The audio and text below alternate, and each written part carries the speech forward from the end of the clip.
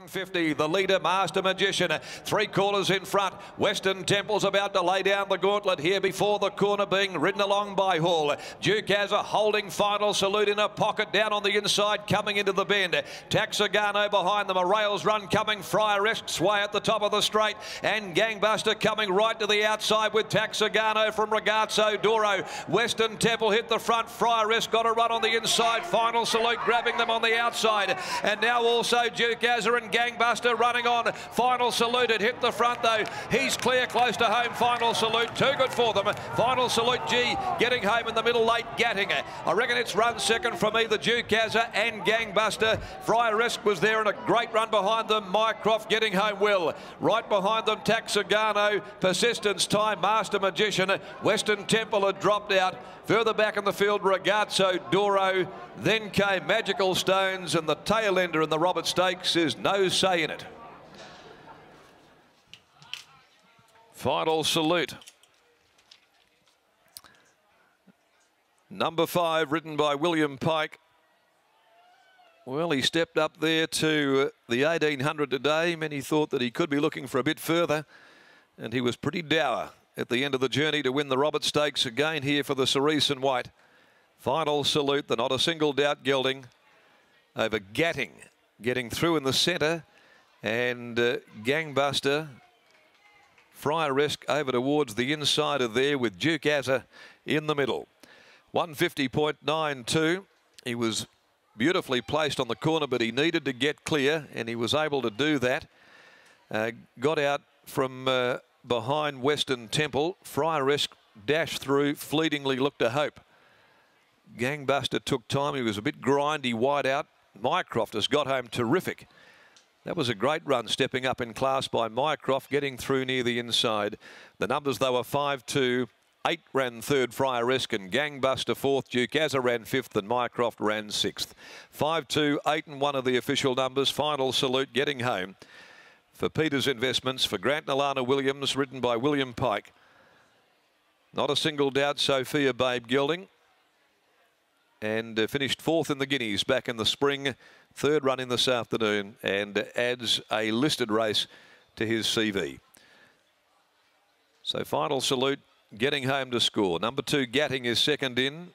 Matthew Autier for the Darren McAuliffe stable by Hard Spun out of Stubborn. And Friar-esque in third placing, number 8, by Blackfriars from Pearlesque, trained by Vaughan Sigley, ridden by Troy Turner. The favourite Gangbuster is fourth home. It's a half a length and a half a length, the margins after this afternoon's feature. The JC Roberts. The winner will pay $351.60, Gatting $260, and Friar-esque $2.30. And it looks as though the last 600's around 37.48 possibly.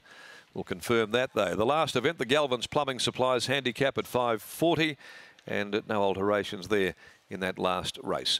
We'll take you back to Adam, joining us here from Perth Racing, and once again with Bob Peters, and that's the second winner for the day to salute in those famous Cerise and White. Never a surprise to be speaking to Mr. Bob Peters in races like this. Bob, a really nice 3-year-old that's continued just to improve with each run. Today was tough. Yes, he wasn't quite as impressive, I didn't think, as his last couple of runs, but he got the job done. What do you put that down to? Do you think the extra distance there, or the speed in which the race was run at? What are your thoughts? Oh, I think the way the race was run and the fact that he was up a lot closer than what he normally is. It'll be interesting to see what happens as the distances get longer. Need a little bit of luck at the top of the straight too. You've just been kept into a nice pocket by Duke Azza as you were corning, but we know that William Pike's the man to get you out of trouble. Oh, usually the horses are going well enough, he can find a way out. We were just speaking about it off air then. It's a lot closer than it's been in recent years, isn't it, when we look forward to the Mel Vista and the Derby as well? There's not too much between a lot of these horses. No, they're very close, and luck in running will have play a big part in it all. What did you think of your other runner, Western Temple, had to chase Master Magician? Was it just too much work in the end? Yes, he wasn't that impressive, was he? He stopped, and maybe he's got to be ridden a bit more conservatively, so we'll see what happens. What are we thinking in the next, Bob? Point seems to be going really nicely. The 1,800 metres looks to be an ideal trip. Yes, it'll be interesting to get him up to that. He's got a lot of weight to carry, so he's not a great big horse or anything, so it'll be interesting to see what happens. Bob, congratulations on the win. Thank you. There's Bob Peters. We'll grab William Pike now. Pikey, you come back with a fair bit of sweat on that. Looked to be pretty hard work out there, mate. It was. Almost got too good a run. Ended up a lot closer than I thought I'd be. Got caught chasing the speed. He toughed it out really well. Tough was definitely the word we were using. We were speaking to Bob just before we went on air as well, and as he said, probably wasn't as brilliant as we've seen in recent times, but was tough. What did you put that toughness down to today? Was it that you went so fast out in front, and the others that didn't have that turn of foot that we normally see, or was it distance starting to push him? What are your thoughts? He just wasn't ridden for brilliance, so he didn't give it. I asked him for the effort at the 800, not at the 200. So he give it to me at the 800, and there's, when you ask at the 800, you've got to be pretty special to have more at the 200. All you got to do is win as well, isn't it? That's right, and that's what he did today. Well done, mate. Congratulations. Thank you. William Pite there, winning jockey aboard a final salute, which has taken out the listed World Plumbing Day JC Roberts Stakes over the 1800 metres.